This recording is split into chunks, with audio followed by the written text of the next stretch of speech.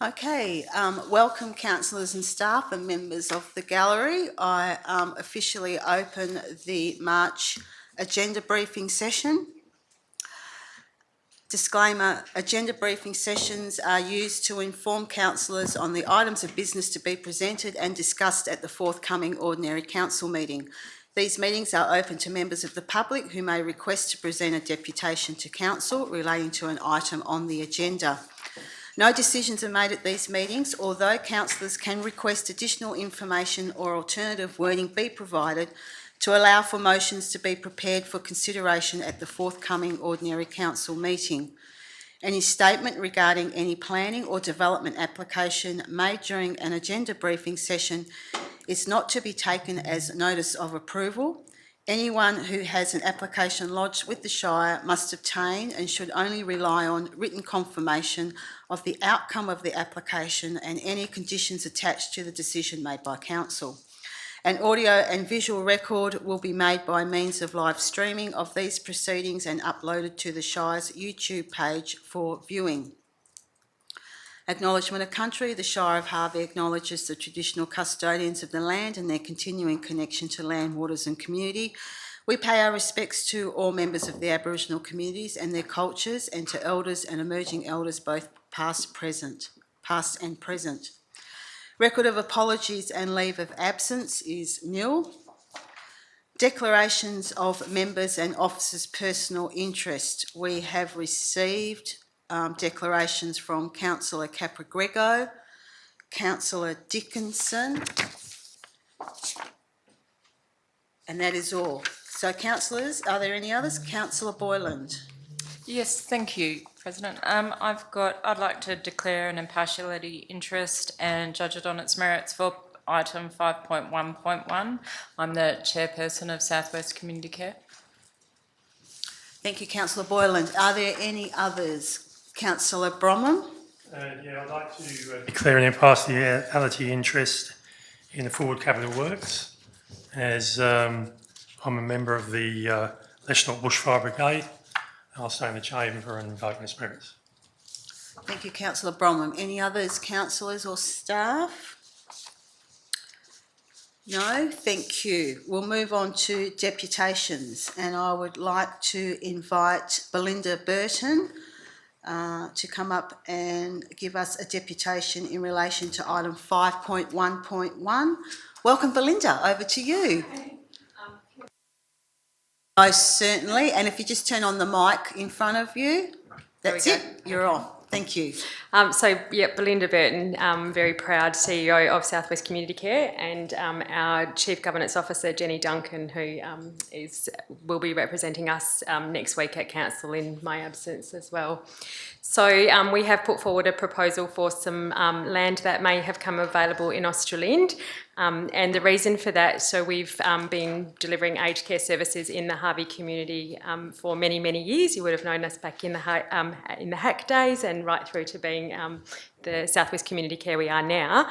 And it's a wonderful service that we deliver to the vulnerable and older Australians in the community. And we've also been able to employ a lot of people that live and work in the community as well to work for our organisation.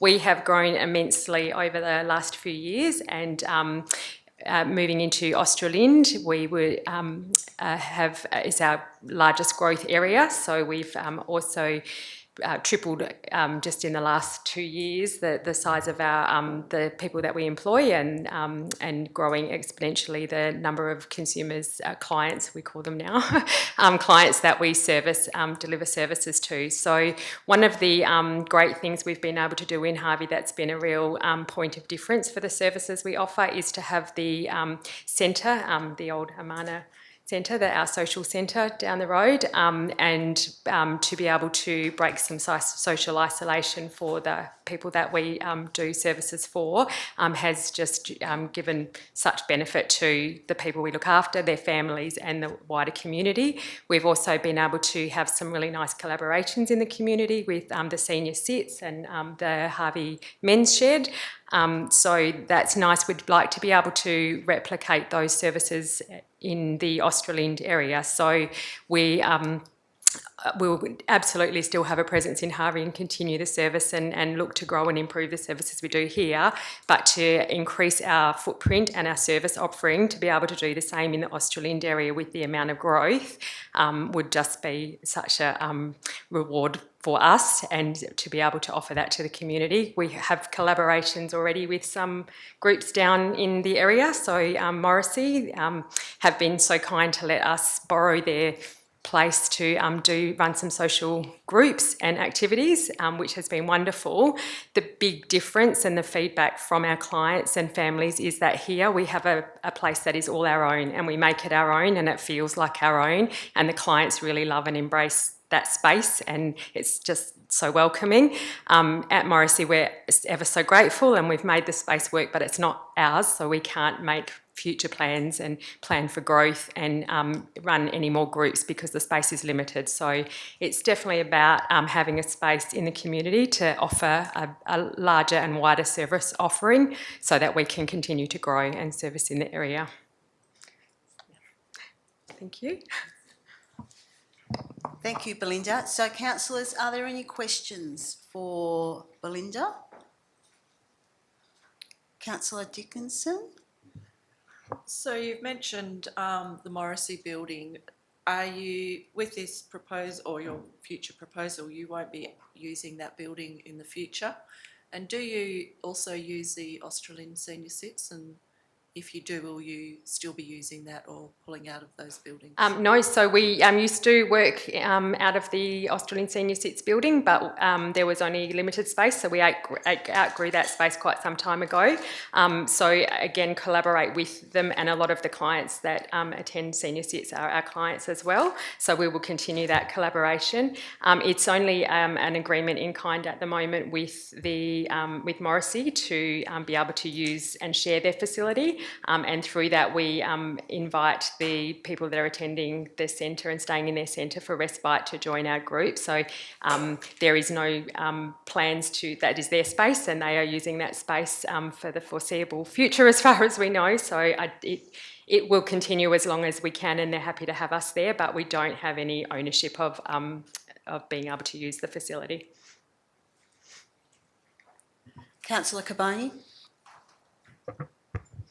I don't know if I was talking to one of your colleagues at the races the other day or not, but we were having a discussion. Now, is it your organisation, or the topic of conversation was, he said that you build accommodation if you can get land given to you basically from the Shire. Is that correct? No, that's not us. We do in-home services only, so we don't do residential. Who does that then? Do you know? I can't think of their name. I know that they did fund some buildings, and there's some buildings in Brunswick. Nothing to do with the funding and the type of services we deliver. Right. All right. Wrong organisation. Yeah. But I hope you did well at the races, though, Councillor Caboni. I'm going to go to Councillor Bromham and then Councillor Capra-Grego. Yeah, thank you for that. I just wondered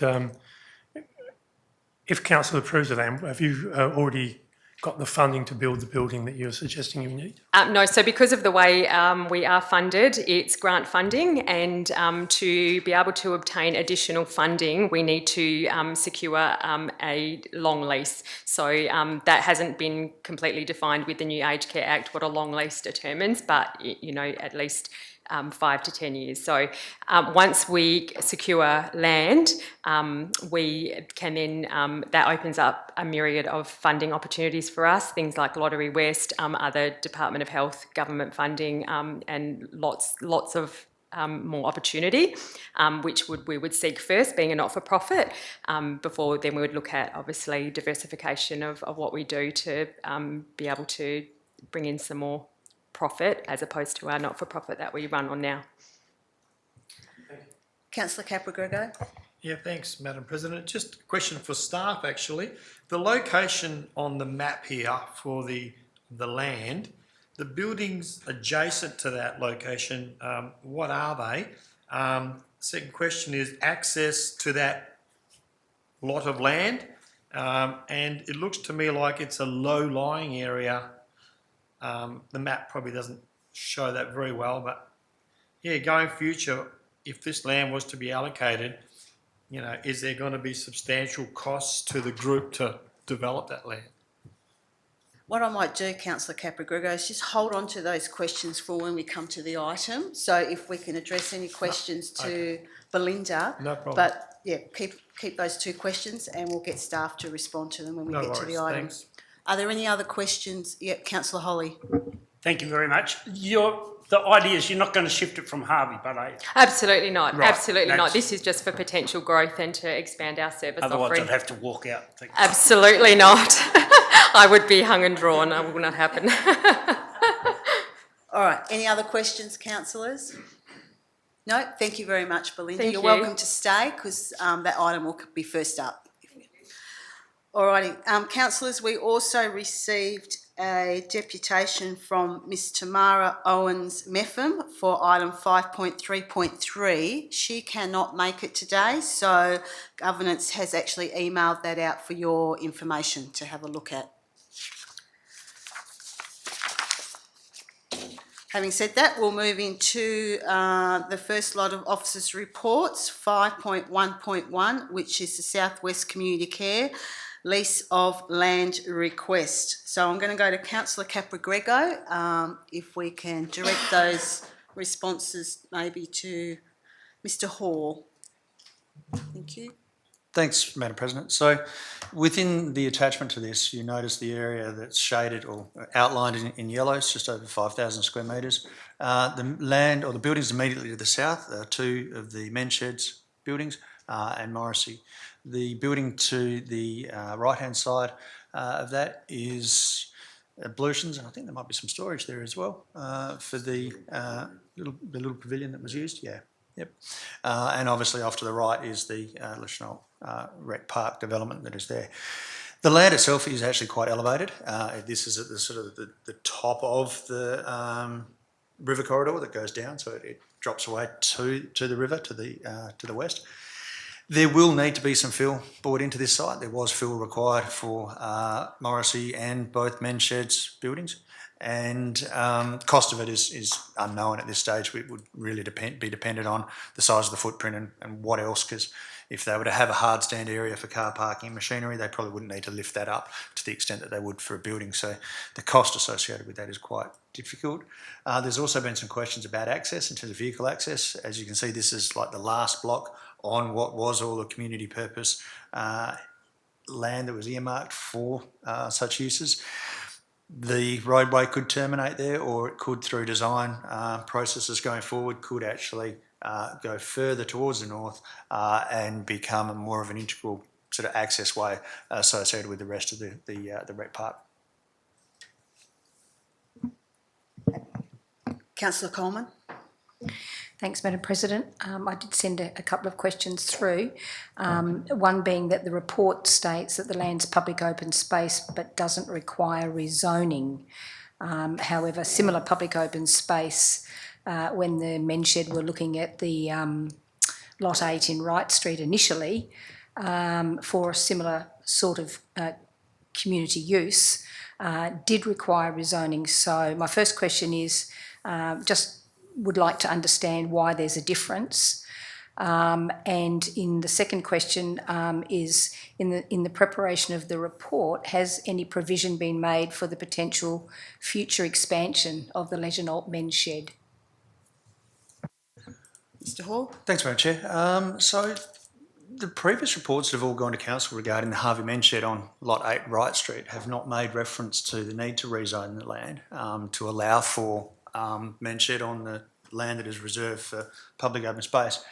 And the reason for that is probably historical in the fact that this particular site now that we're dealing with at the Leshenholt Rec Park, as I mentioned before, is actually on same reserve land, public open space, but has been developed by council for other community purposes as well as the passive and active recreation that's in there. So the council has made a decision that when it comes to its facilities that are zoned or reserved for recreation such as this, that facilities that are community-based, such as men's sheds or South West Community Care, can actually go there without the need for rezoning. And that is actually also one of the reasons why we've been able to put the Brunswick men's shed on the Brunswick Rec Park without having to change any of the reservation classification there as well. The objectives of public open space, as I was saying, does allow for recreation, passive and active and community uses, and this particular proposal is actually consistent with with the expectations of the public open space reservation. As far as have we taken into account any future expansion of the Let's Not Men Shed, they've expanded once already, and I think really if they did want to expand again, and they are probably more commercial than some of our other men's sheds, I would be starting to advise council that they've gone beyond the sort of the smaller community men's shed and they're starting to get more commercialised and probably should be looking at more of an industrial area than intensifying this particular site. But there is land that's available within their site. They could intensify internally, but if they were needing to go to another expansion, I'd say they're probably in the wrong spot. They need to go to an industrial area. Councillor Bronwyn. Yeah, thank you. As before, there's a couple of issues in this area. One will be drainage. I know the men's shed have an issue with the drainage from the road as it presently sits at the moment. And also, as I sent the email to you in reference to a second access into Kingston, and I was just wondering whether we will be looking at how we plan that into the LLC expansion, or if there's another second access that is being considered. Yeah, through you, Madam Chair. So yes, the Shire staff were very heavily involved with the drainage system that's been installed at the Harvey men's shed. Let's Not Men's Shed. And so yes, we're fully aware of the drainage system through there and implications for this particular site, but we've done the in-house design, so it's actually quite easy for us to assist if they're successful with this land, be able to assist with the on-site drainage. So we're fully aware of that one. Look, as far as any future access way goes, that is a much broader discussion as to whether or not Oval 7 and 8, the expansion and how there is improved connectivity or a second access way out of Kingston. I don't think it's actually been given any real formal consideration, but yeah, definitely how road access goes into or through this site, that could easily get picked up in those discussions, because I know there has been some workshopping that has made reference to a second access way into Kingston, but there's definitely nothing formal or any existing alignments that have been sort of clarified. Yeah, thank you for that. I've received emails asking me about that particular problem, or issue, I should say. And when it comes to the drainage as it stands at the moment with the men's shed, they're having issues with it overflowing and going near their shed. So I'm just wondering how we're going to pick all that up. Through the chair, we actually went on site to investigate the issues they were having, and what we've identified is that one of the drains that was left in one of the islands has been completely covered over, and at the time the previous manager of works and director of infrastructure had put some sandbags minimising entry points. So we've now rectified that and are working with the men's shed to eliminate the drain that's sitting in the island, and we'll have a bubble up further down in the reserve area. So we're confident that that'll be resolved. Thanks a lot. I just have a couple of questions. Firstly, Morrissey Homestead. I don't know if staff are in a position to advise how active they are in their current building. Like, is it being used on a regular basis, do we know, or ad hocly? I know they have a lease, but I'm just wondering what their usage is of the building. Sure. Through the chair, my understanding is that they're quite active. They've recently done some renovations as well to the facility to upgrade it for different care types. So from the last inspection that was undertaken for, I think, a deed of extension for the lease, they were very active. Yeah. Because I know over COVID it quietened down a bit. Just in regards to a business case that the South West Community Care put together, would that include the access road? Do they need to include that as part of their business case, or does the Shire look at funding the extension of that access road? I would suggest that any business case would just apply to the site and the facility build for Southwest Community Care in regards to the access across the Leschenault Recreation Park. That would be something that would be a Shire consideration and something that would be Shire funded. Okay, Councillor Bronwyn? Yeah, I'm just wondering, given that this is our last block in this location, from a strategic point of view, is this the form of use for this land, best use for this land, given the community needs? If we've got any information on that.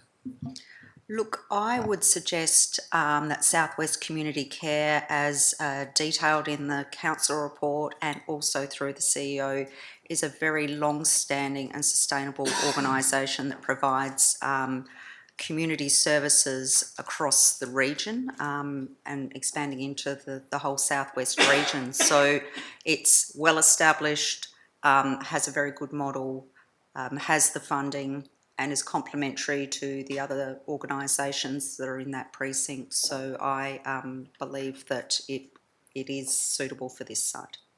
Thank you. Just a follow-up question to Belinda while you're still here in the chambers. Do you have sort of a guide timeline? So if we were to approve this, do you have some sort of timeline? I know it's dependent on funding, but would you be looking at, if you got the funding through, you know, your aspirations are how long? To act immediately. Okay. Okay, thank you. Councillors, are there any other questions? Councillor Dickinson? Yes, I did send through some questions, but I think I've had the answers in the discussion. But I did have another question. Would this be similar to other organisations where they have built a facility on Shire-owned land, and if that organisation was to cease, then it would become an asset of the Shire?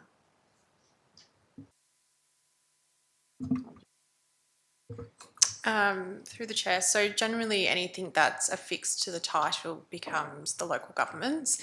Of course, there are various provisions that you can put in a lease to have things removed or you know, ensure that things are kept. But essentially, if it's affixed to the title, it becomes the property of the local government. Yeah. Any other questions, councillors? No? Thank you. 5.2, infrastructure services. There is a nil, Mr Faber, noted. Thank you. Sustainable development, item 5.3.1, which is the proposed basic scheme amendment number 2, Treendale Road, policy area 3B, structure plan. Councillors, are there any questions? Councillor Coleman? Thanks, Madam President. I note that the rezoning is priority agriculture, proposed to go to rural residential. So just seeking some understanding, because under the Greater Bunbury Region scheme, their policy aims to protect priority agricultural land by preventing development that may adversely affect the use for agricultural production now and into the future. So just wondering how that is consistent with that particular rezoning, please. Mr Hall. Thanks, Madam Chair. Probably to answer that question, I'll actually define what the amendment is, which is a basic amendment. So there's 3 levels of amendments: a basic amendment, a complex amendment, and a standard amendment. A basic one is one whereby the rezoning is actually regularising other approvals so that the development can occur with the correct zoning. Complex one means when there is actually no planning framework in place, and you actually have to go at odds with what you've already got, and so it's quite a difficult process to go through. And a standard one is basically the planning framework's in place and it's a very simple one to do. In this particular case, it's a basic one because the terminology that Councillor Coleman is referring to in terms of priority agriculture is one that has come into our scheme well towards the end of the process that we have been considering this particular property for rural residential development. The original planning for this area started probably 10 years ago. And the first time it was recognised as being suitable for urban living was in the Greater Bunbury Sub-Regional Strategy that was adopted in 2022 by the West Australian Planning Commission. So the West Australian Planning Commission, knowing full well that the land is actually earmarked for priority agriculture, did recognise that the historic planning for this area always intended it to be for rural living. In April 23, so almost a year later, just over a year and a half, the WA Planning Commission then approved the structure plan for this area that is shown as the attachment in the report. So WA Planning Commission has approved the land within the Greater Bunbury Sub-Regional Strategy and also the structure plan, and the terminology priority agriculture came into the framework in April 2024 when our local planning scheme got gazetted and introduced that land use. Previously it was rural and also intensive farming. Now the term priority agriculture is the zoning that is in our scheme, but if you were starting it today, you probably would have a difficult exercise. But because it was actually so long ago and we're actually implementing something that has been already approved by the Department of Planning, it's not at odds with the existing planning framework. So that's how that has actually come about. So you're right, if you were to actually start this process now with priority agriculture as being the zoning, it would be a much more difficult process. But this is really just capturing planning approvals that have already been granted. Mr Hall, does this need to go out, or does it go out for public consultation at any stage? No, Madam Chair, because it's a basic one. It's actually seeking to regularise consistency with the scheme. However, the structure plan did actually undergo a very substantial consultation period, and the outcome of the structure plan was influenced by a lot of those submissions from members of the public and referral agencies. Thank you. Are there any other questions? Councillor Bromham? Thank you, Madam President, through you. So a couple of things. Water. So I'm taking this would be basically people would be on water tanks. Is that correct? So where would, for instance, you get fire water from in relation to a bushfire or other process there? Is there going to be some standpipes or something that can be used? Through you, Madam Chair, there will be the requirement for a fire management plan for this area. I haven't seen it, but I don't know if there is one that exists through that structure planning process, but it will need to be done, and standpipes and holding tanks is probably going to be one of the obvious outcomes because there's not scheme water through there. I guess services is a big problem at the moment. Yes. So I'm looking at water and the availability of it, and also electrical power. I mean, we've got a village in Australian that has to produce its own power. So I'm wondering where all the power for this particular subdivision will come from, and could Western Power provide? The power will need to be provided by the developer and hook into the existing Western Power network. Western Power will require the developer to upgrade that network sufficiently so they can turn the lights on. So that is not dissimilar to the proposal that we were introduced to last concept forum on the other side of the outer ring road here, that power is actually a very big problem in this area, but that's something for the developer and Western Power to work through. And my last one, that's public open space, which is always something I'm keen on. I know this is a great big area of public open space that runs along the edge of the new Wadownie freeway. I'm wondering, how that fits into public open space when it's just between the freeway and what was the old subdivision. What's it going to be used for, right next to the road? Through you, Madam Chair. So, as this is rural living, there is no requirement for the developer to actually cede the 10% public open space that you would normally do in a residential estate. So they're not under that obligation to provide that 10%. So the public open space that's been given away in this particular case is a buffer to the outer ring road and also along the river corridor. Most of that land the boundary of that public open space, the southern portion of the structure plan, is actually the 1 in 100 flood contour line. And there has been about 8 months debate between ourselves, DBCA and the Department of Planning as to who takes responsibility for that. So it's going to be very interesting how that land is actually managed, and it should be regional open space.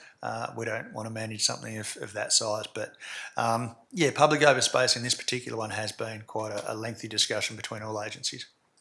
I notice in the open space when you look further to the east, along the floodplain and the river there's a very narrow strip that joins two locations together. I wondered how close that is to actually the waterway, and is that buffer wide enough to ensure that you don't get fertiliser runoff into the river? I'm not exactly sure how wide it is, but I do know that DEWA, through the structure planning process, had a very good look at it. So that buffer has been considered acceptable, but I'm not too sure exactly how wide it is at the moment. Any other questions, councillors? Okay, item 5.3.2, which is the draft local biodiversity strategy for public consultation. Are there any questions? 5.3.3, application for development approval, retrospective change of use for holiday house located at lot 19, number 1, Eastwell Road, Australind. Are there any questions in relation to this one? Councillor Coleman? Yes, given some of the presentations we've had and some of the discussions we've had in Forward Capital Works, is it planned to seal the road that is in question? Now, I know we can't refuse anything on whether the road's sealed or not, but it does seem to provide a bit of angst, and it does look like we've had it in the budget. Do we have a schedule anytime soon to seal that road? It's actually in the current budget, but because we're not going to be able to deliver it, it's being put forward for next year. Next year, I wouldn't be able to tell you when, what month, but I guess once we get back into that spring, summer period, we'd be looking to start delivering our projects. All right, thank you. Any other questions, councillors, for this item? Councillor Caboni?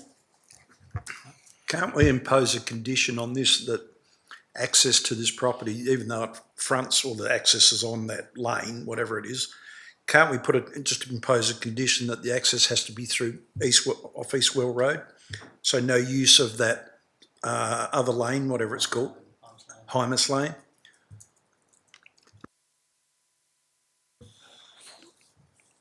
It's through you, Madam Chair. Both of them, once it's completed to an appropriate standard, which it appears it's going to be in the next financial year, it would be difficult to come up with justification as to why it should only be from one particular location. That road gets completed. Can't we put a condition until that road gets completed that they only access it via Eastwell Road? Can I take that one on notice, Madam Chair? We can do it. We could do it, but I suppose it's compliance as well. Who's going to make sure that they're actually accessing to appease? To appease them. All right, we'll take that one on notice, Yes, Councillor Caboni. Councillor Coleman? And then Sorry. In the officer's recommendation, point 1B, it said that the approval is valid for a period of 2 years, and if the development is not substantially commenced within this period, well, is that sort of just a standard clause? Because it's already there. It's already running. It's retrospective. So I'm just wondering if that's a redundant clause that needs to be there. Through you, Madam Chair, well, it is a standard worded condition, but draw your attention to item 2 of the officer's recommendation. There may actually be the need for other works to actually occur, such as increased smoke alarms. So some of them aren't hardwired in. So there might be works that are required as a change of use from just a single residential to a short stay accommodation that, from a health or a building point of view, that needs to be done. Now, they have 2 years within which to do those changes, and if they don't do those changes, then this approval falls over. Thank you. Councillor Capra-Grego? Thanks, Madam President. Just looking at the location plan and following on from Councillor Carboni's question, the access into the property looks at it, to me, looks like it comes off Eastwell Road. But is that a hard stand on the western side of the property inside there? Is that a hard stand, do you know? Anyone know?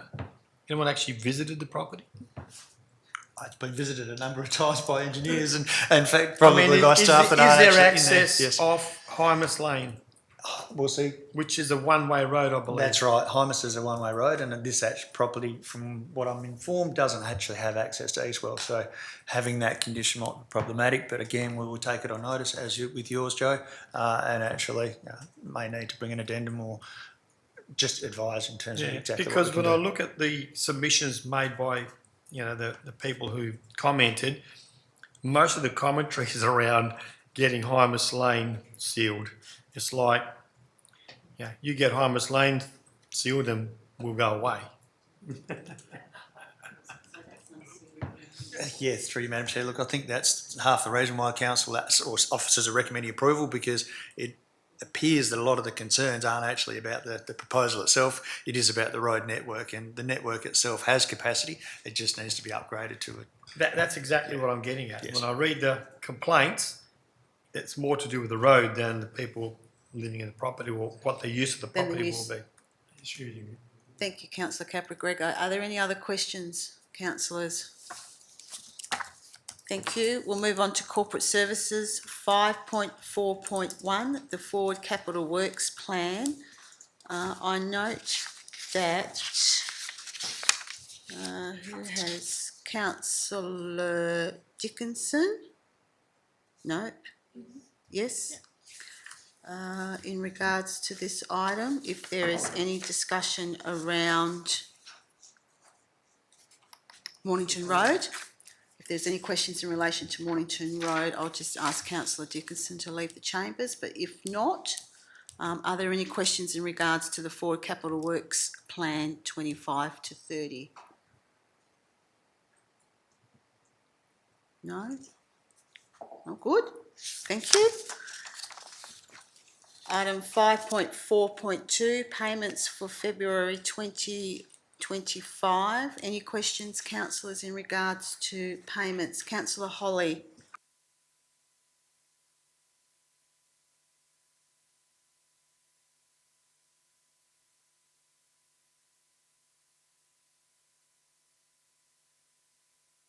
Yes, there was a photographer at Harvey and one at Australind. Beautiful.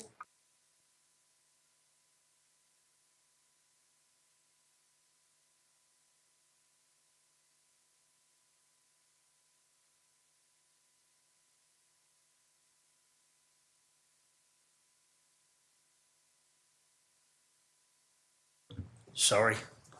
And to me, I think we discussed things earlier on, and that is a hell of a lot of money for 2 minutes. I will just pass through to answer that one. Thanks, Sue. Thank you, Madam Chair. Thank you for the question, councillor. The Welcome to Country was not the only activity that was paid for with those funds. So the amounts that were paid to the organisations and individuals involved included a range of cultural activities, so dancing, didgeridoo playing, that kind of thing, that accompanied the pure Welcome to Country. So it was actually funded as a series of cultural activities contributing to the events. Yep, no worries. And this is only piddly, but when we see in here food and costs for LC and that, outgoing costs, where do they come in? Do they come back in? Do we have a record of what comes in on our minutes? The credit, like we must make money on them. So that's is that the purchase of? Yeah, the It's purchases for the kiosk. Yeah, for the and kiosk, so yeah. that's reflected in the financials that you'll see. There'll be revenue against the kiosks and also the expenditure. Beautiful. Thank you. Thank you, Councillor Holly. Are there any other questions in relation to payments? We'll move on to item 5.4.3, financial statement as at the 28th of February. Are there any questions in relation to the financial statements? No. Move on to item 5.4.4, local roads community infrastructure program phase 4. Shifting around of some of the funding. Is there any questions here, councillors?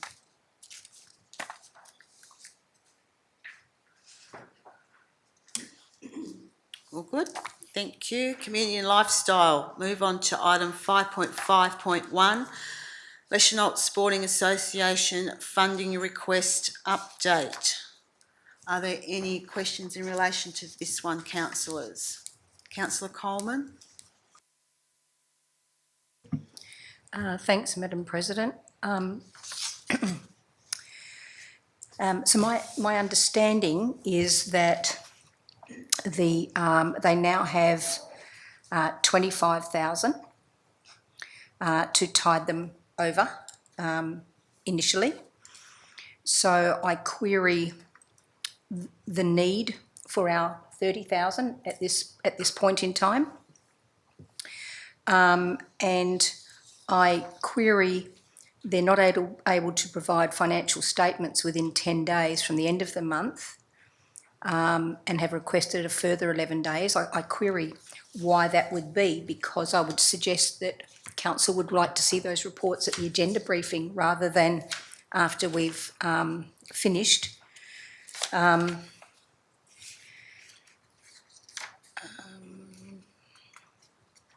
Yeah, that's at the moment. Thank you. Those two questions. Ms Hazelhurst, are you able to respond to those?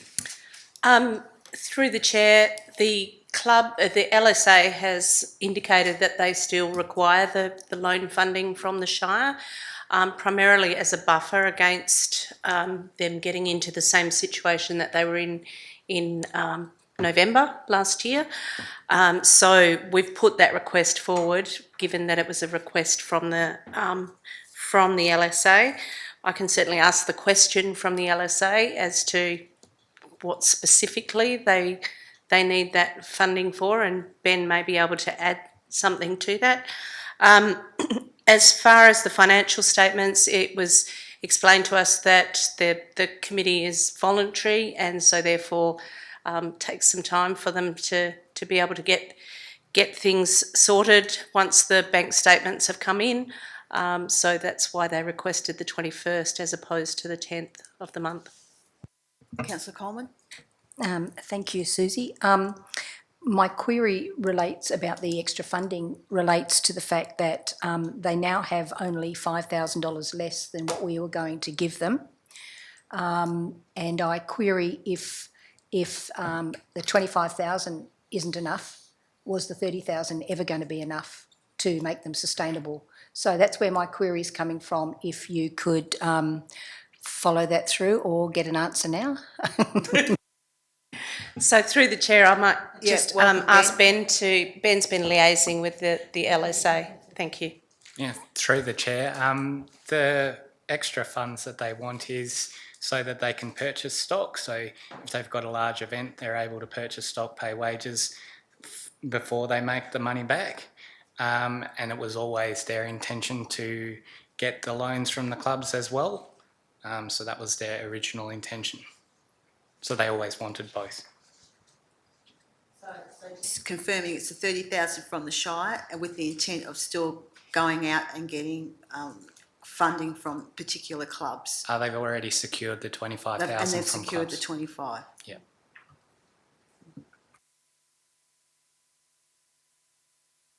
Any other questions, Councillor Carboni? Better stay up there, Ben, in case you need to answer this one as well. I'm still trying to think how I'm going to put it into a question, but I'll get there. I'll get there on the run. I think the fact that they're not having guarantors is a bit of a cop-out. I mean, when Harvey Brunswick Footy Club was built, there was people guarantors there for 20 years.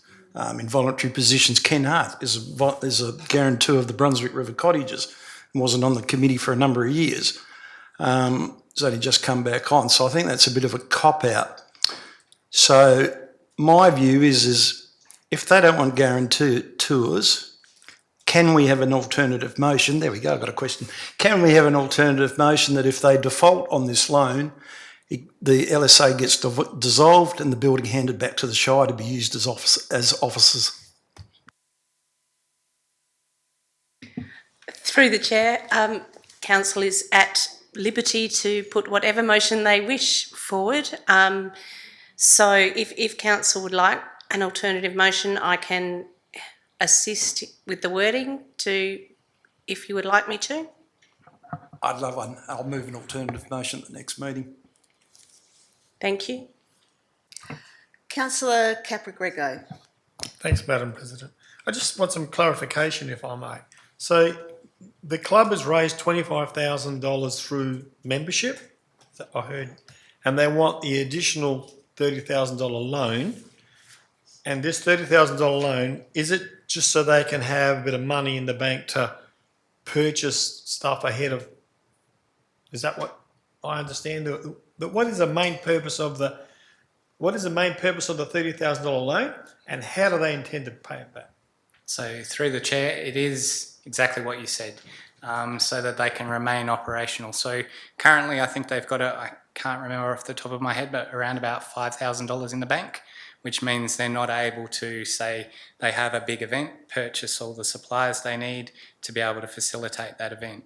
So they want that $30,000 to be a buffer so that they can basically operate. And how do they intend to pay this money back?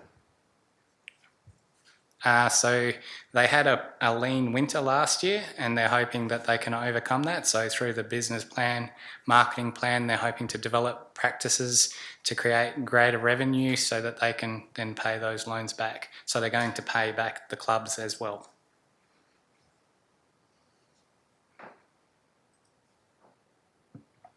So why would they be paying the clubs back if they have paid a membership? Isn't that a membership you pay to a club to be a member, and you're saying that they want to pay the clubs back, that membership? So originally they paid a membership, but it was always intended that there would be some kind of revenue that they would generate from that. This is a loan, so this is an additional amount that they've drawn from those clubs. Okay, I'm not 100% clear, but I need to think on it. But Just ponder on that one. Yeah. well, my understanding is if you're a member of the club, you take the privilege of being a member, you pay your membership, but you don't get that membership back. Yeah, Ms Hazelhurst, can you? Yes, so they still pay their membership. The $5,000 that each club has provided is on top of that membership and is considered a loan to the LSA. So they approached the clubs, the member clubs, to say, look, we're in trouble here, we need some assistance. What would the clubs be prepared to do to help us out? And 5 clubs have put their hand in their pockets and provided a loan of $5,000 each. Just going back, just trying to refresh my mind in regards to the business case. So was the $30,000 loan subject to council getting the business plan or not? No, it was. It wasn't originally. No. But we're proposing that it is a condition that we don't pay the money, given that they've got their $25,000 from the clubs to kind of tide them over.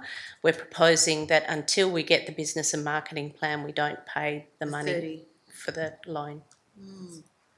Just a follow-up question. Very messy. Councillor Capragrego. Just a follow-up question. So if they were successful with the loan, we could be imposing on them how they acquit that loan, how they spend that money, correct?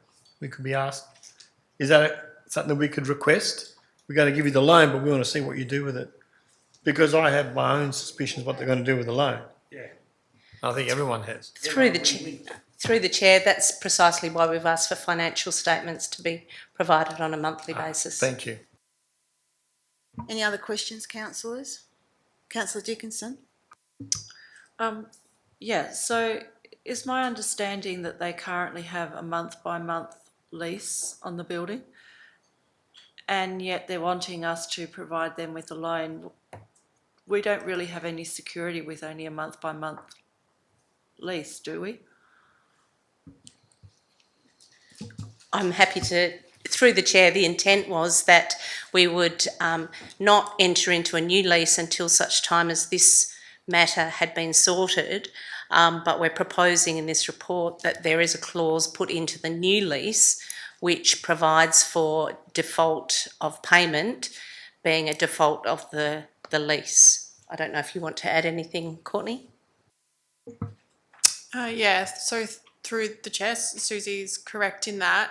It's a bit of a chicken before the egg situation, because if we enter into a loan agreement prior to there being provisions in their lease where if they default on the loan that they lose the premises, it does mean that we've given them the money before they are tied to that agreement. So it is in good faith, I guess, that they will sign on to a new agreement.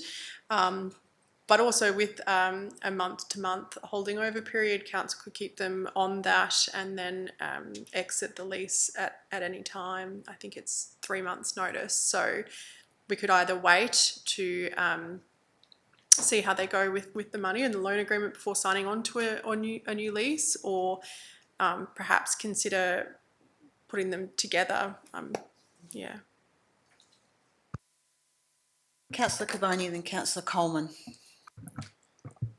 When we were there the other day, someone said to me that building needs a lot of work done to it. Is the LSA responsible for any of the work that needs to be done on that building, or is it back on us basically to do what's need to be fixed on it?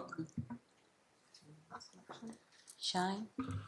The works to the building would need to be undertaken by the Shire. So there's no obligation on them to undertake any of those works. Sorry?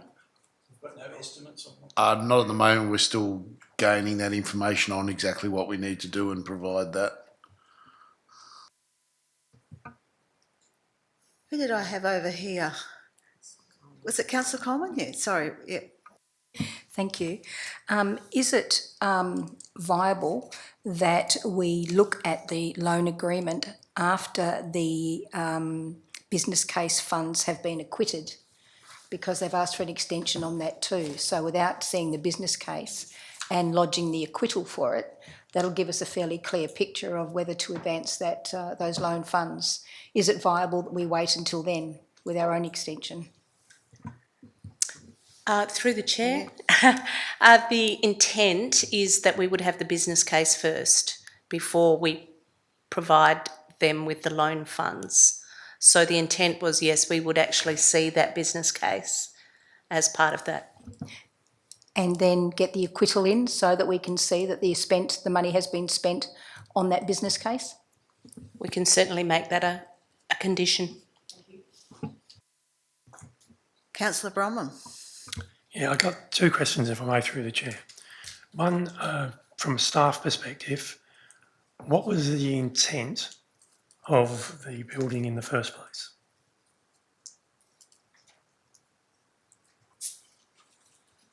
The LSA. I will defer to staff members who were here at the time when it was constructed. So either Mr Hall or Mr Winter, please.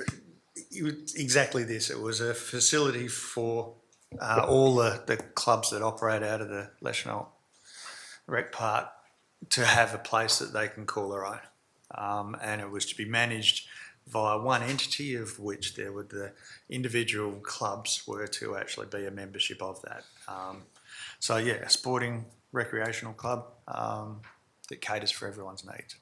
Okay, so it's a location for quite a lot of the community to participate in, and the other side of that question, or another question is, have we looked at the books of the LSA and do they maintain a reasonable profit over time, or are they drifting along and occasionally needing assistance? Yeah, we have had a look at their books. They've been very open with their finances.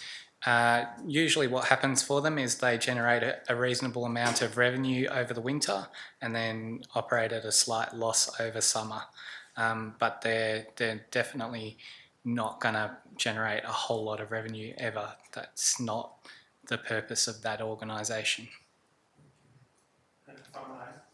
And have they, over that period of time, charged a membership fee that would make them solvent? They do charge a membership fee, but it's really nominal, so they generate their revenue through sales rather than membership fees. But they have spoken about increasing that. That would be part of the business plan. Yeah. Thank you. It's $25 for the start. Yeah, I think it's $1. That's what I've paid. How many are you going to pay? All right, are there any other questions, councillors? No, thank you. We'll move on to 5.5.2, which is the review of the policy 3.1.1 honours and awards. Are there any questions, councillor? Councillor Coleman? Sorry about that. Yeah, I've got a number of questions. The paragraph says that the Aspire guide stipulates that there should be one winner across the Shire per category. And yet on page 566, which is their governance section, it says we strongly encourage you to choose one recipient. However, ultimately it's up to you as a council to decide whether to award two or presumably more recipients. It also states it again on the following page under their governance that we can do that. So I'm curious as to why the report feels that it's a stipulation that we can only have one winner. There is another question. In terms of the timelines that people aren't able to get from one event to another, so can we collectively suggest that this happens once a year on Australia Day, and therefore we could allocate councillor and presumably staff time 12 months in advance, because we know what the date is, so that we don't have to reduce the amount of meetings for people to go to. There's a number of anomalies in the report, including I'm wondering if we could get the name of the program, whether it's Honours and Awards or Awards and Honours or Community Awards program, consistent. So there's a couple of questions in there. Let's deal with the first one first. Stipulates. Aspire. I'll leave that to you. Thank you, Madam President. Yes, poor use of word. Stipulates. It's up to council as to how they award it. It should have said the guide says or the guide recommends, or that kind of thing. It does say stipulate, so I apologise for that. Just in terms of the timelines, I guess we're at the mercy of the organising committees to a certain degree. They tell us when they're having their ceremonies. So we had long discussions about it this year about who and when and how we were going to manage it, which was why there was the reduction. So that is a capacity issue, but again, it's a council decision. In terms of third one, consistency. Okay, so there are differences between, so the Citizen of the Year awards are actually the awards that are given by Aspire, and whereas we're talking about our community awards as being a separate thing to that. So we tried to separate those out and define those quite specifically, but if there's confusion there, we're happy to relook at it.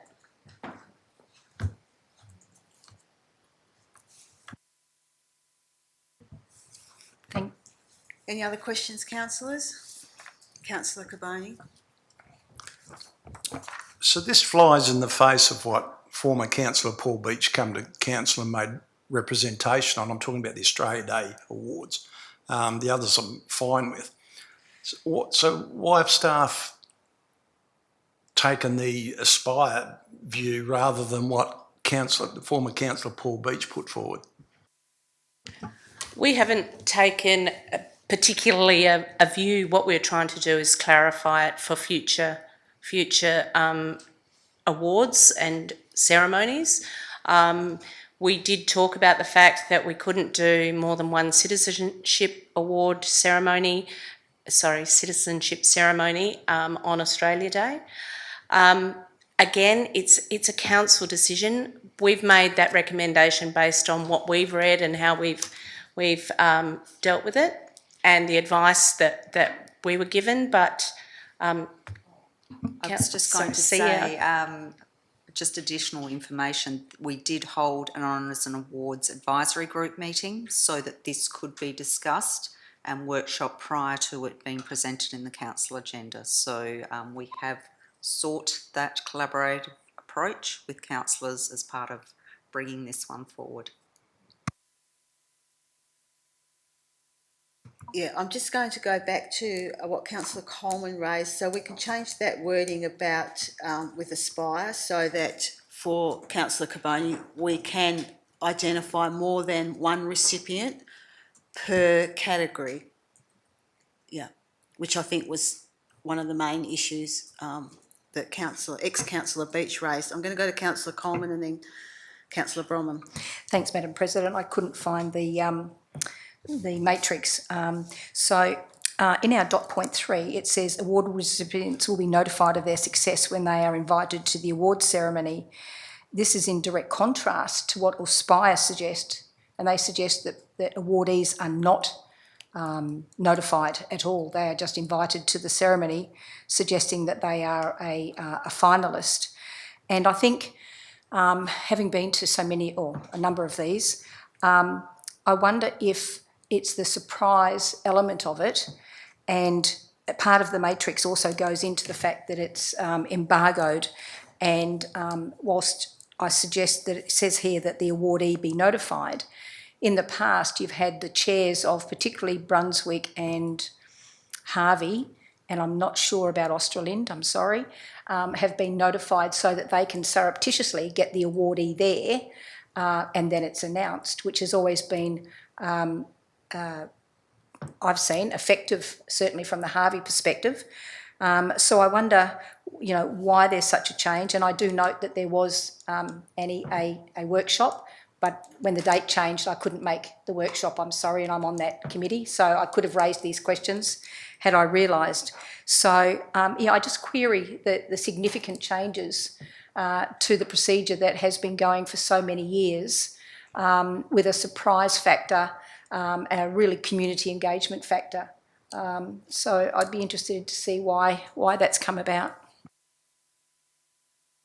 Ben, over to you. I did check with Aspire as to whether we were able to adjust that.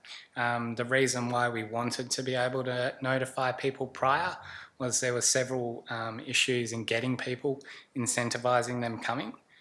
So this time around, I did some ringing around to try and get the successful applicants to come. There was one particular instance where the person was not well and in a wheelchair, and the only real way I could motivate them to attend was to tell them that they'd won. So that was the logic behind that, to actually motivate that winner and their family to attend the event.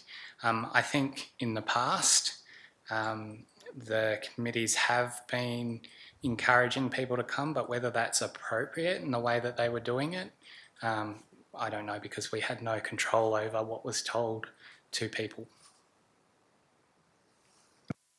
And so that was the reason, sorry, Madam Chair, that was the reason that what we've tried to do is clarify the process. Clearly we've made it more complicated, but what we've tried to do is clarify the process so that there's some consistency.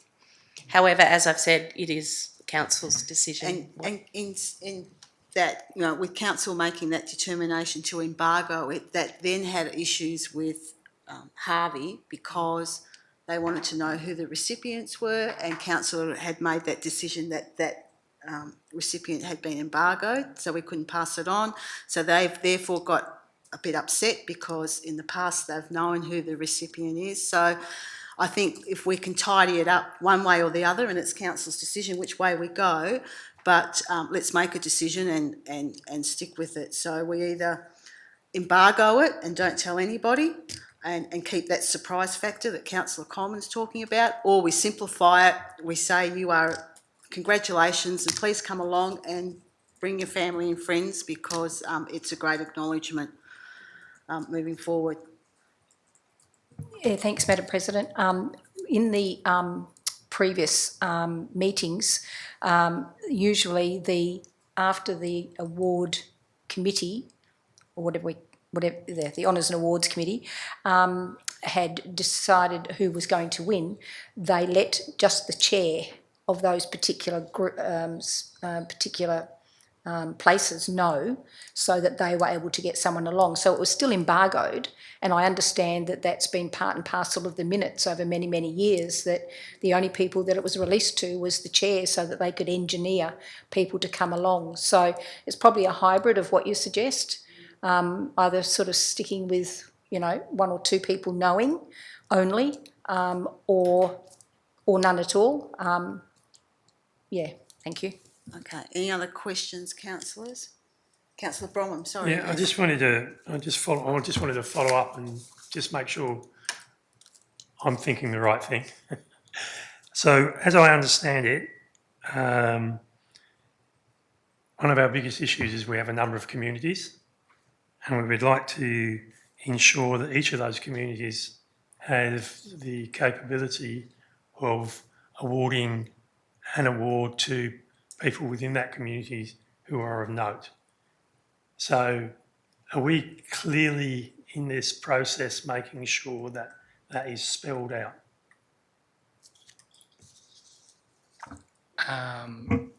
Probably not. We're actually eliminating that. So communities, what we were proposing was that we have one award ceremony rather than the three, because it is difficult to coordinate those three ceremonies in a way that is professional and appropriate. So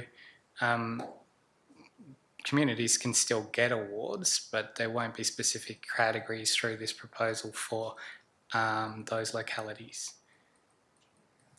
So just to clarify that in my own mind, what you're saying is there will be one award for the whole of the Shire? One ceremony. One ceremony. Is that what you're suggesting? So it's only the ceremony, but there may be awards to people from different locations that would be the same. Is that what you're saying? The proposal was to both. So one location and one award.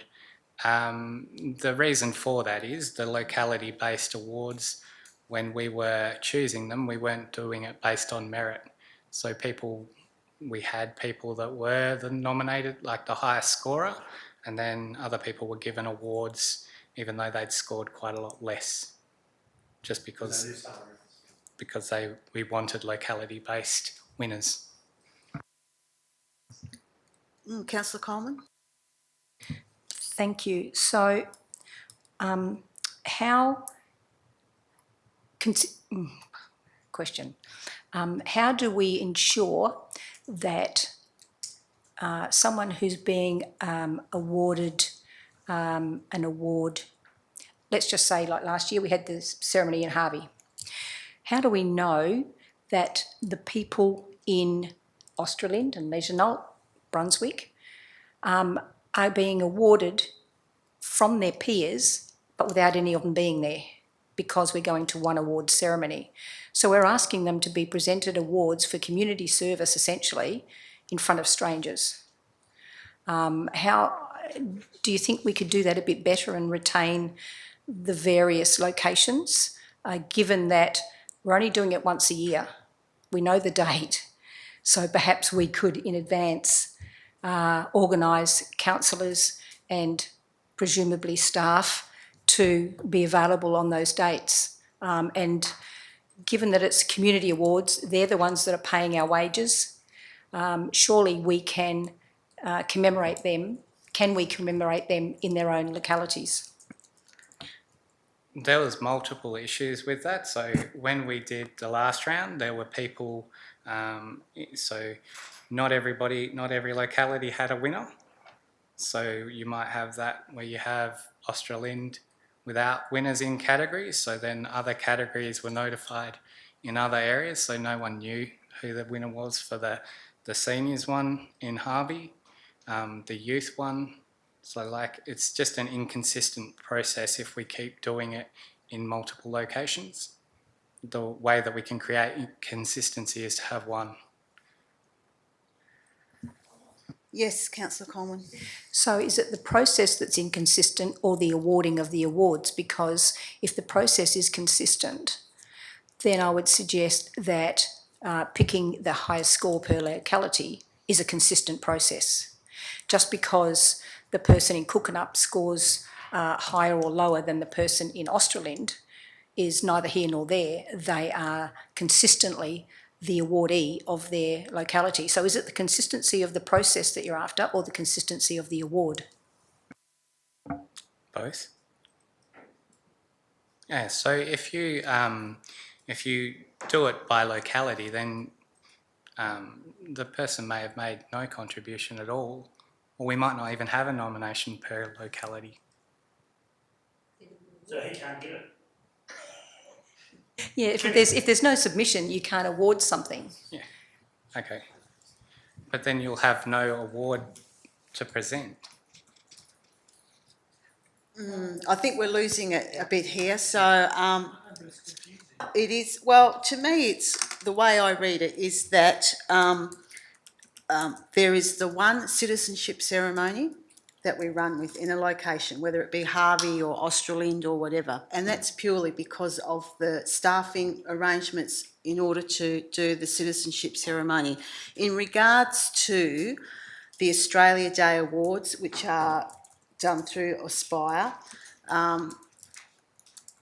we've agreed in principle that we don't, council is erring more towards, without making a decision here, erring more towards about having more than one recipient per category.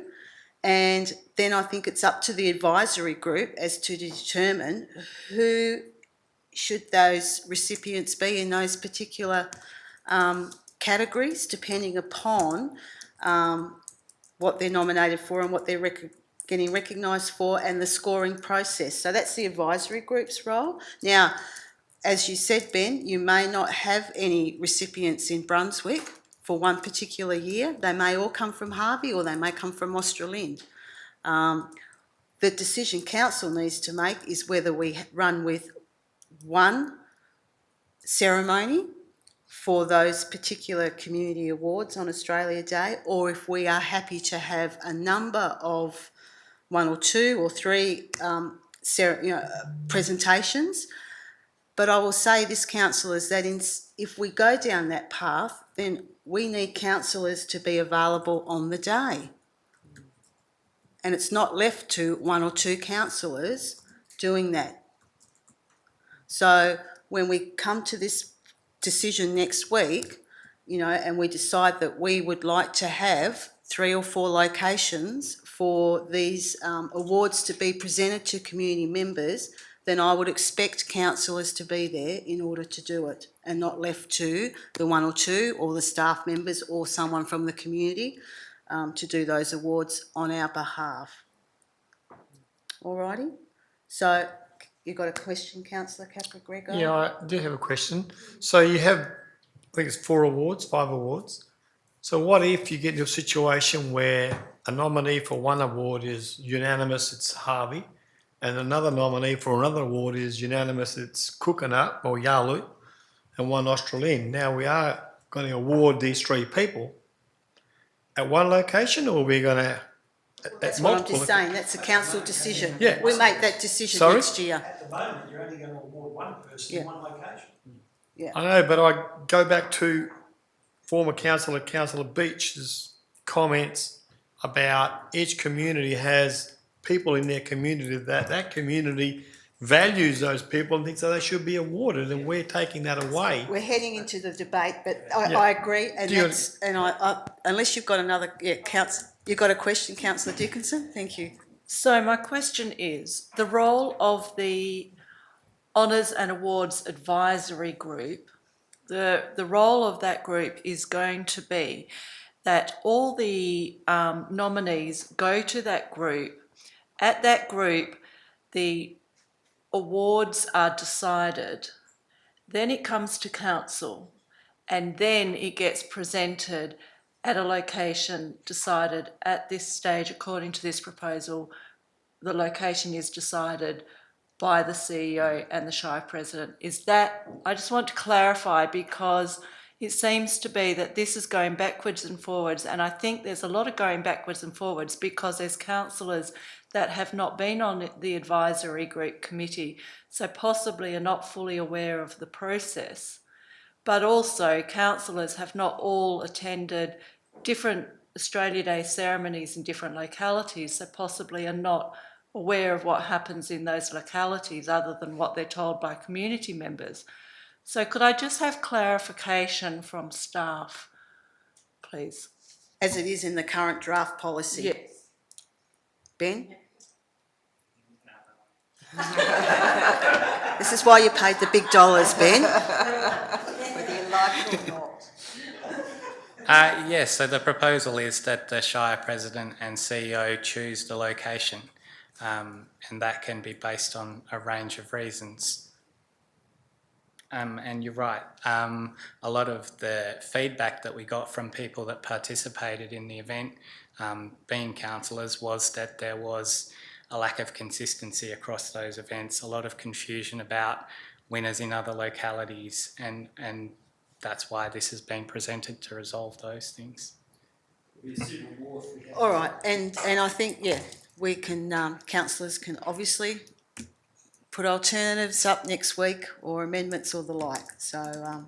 Through the chair, Yes. we'll review it, and if we need to, we'll issue an addendum if we think we need to change it. Okay, Thank you. lovely. Thank you.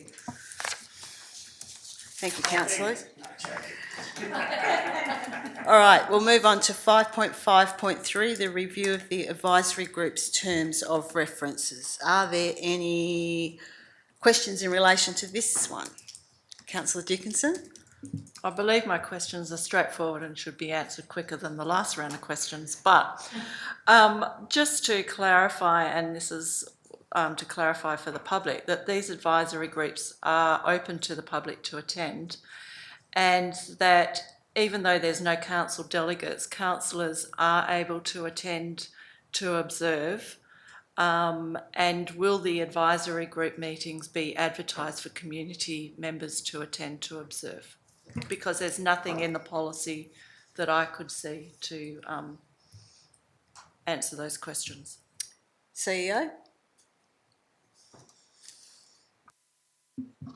I'm going to pass over to the Director, Community and Lifestyle, but I would say, looking at this report, there are some advisory groups there which would not be open to the public, particularly looking at the Community Sailing Trust, which is individual organisations making decisions in relation to individuals, and also the the Awards, Honours and Prizes Advisory Group. But in regards to the other ones, I'll pass over to the Director.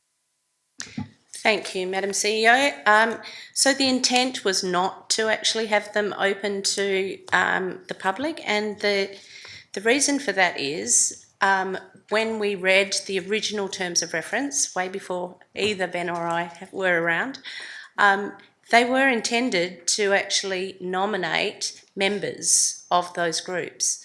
So I think in the last kind of year, there has been occasions where there's been a bit of confusion over that, and therefore members of the public have turned up, and we would never turn anyone away, and so that's kind of how it's happened.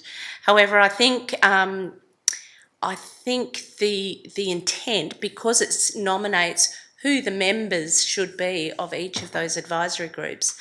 I think the intent was that it was a membership-based group, and so they're not like committees of council where you have to advertise the meeting dates and, yes, determine whether there's delegated authority and so on. They are meant to be groups that provide advice to the Shire. As far as councillors attending to observe, that is certainly within councillors' rights, as long as they're aware that they're observers and not not necessarily there on behalf of the Shire. Thank you. I appreciate the clarification of that. And so the members that would be nominated to these groups, part of their role of being a member is to represent the community and then provide feedback to the community or the groups that they represent, isn't it? Through the chair, yes, that is the intent, and that I think was the intent previously as well, but that was probably not something that occurred in actual fact. So I think the members of I think it needs to be made clearer that the members of those advisory groups do have that role. Any other questions, councillors? Councillor Bromham. Yeah, I'm just looking at access and inclusion. It says here the presiding member may be a councillor. So I'm just wondering if the councillor will be at that committee. No other questions? The answer was yes, sorry. Okay. Thank you. We'll move on to notice of motions for the following meeting. Councillor Coleman has put forward. No, sorry. I've still got to have a discussion with Councillor Coleman in regards to the exact wording of these ones. All right, so there will be some discussion about wording moving forward, CEO? Yes, did receive this notice of motion and there will be further discussion with Councillor Coleman in regards to the exact wording in relation to this notice of motion before it's included in the council agenda for consideration at next week's OCM. All right, so have a look at if there's any changes to those. Matters behind closed doors. Councillors, are there any questions in relation to the items that should be dealt with behind closed doors? If so, we'll move behind closed doors. Are there likely to be any questions? No? All good? Thank you, councillors and staff. I declare this agenda briefing closed.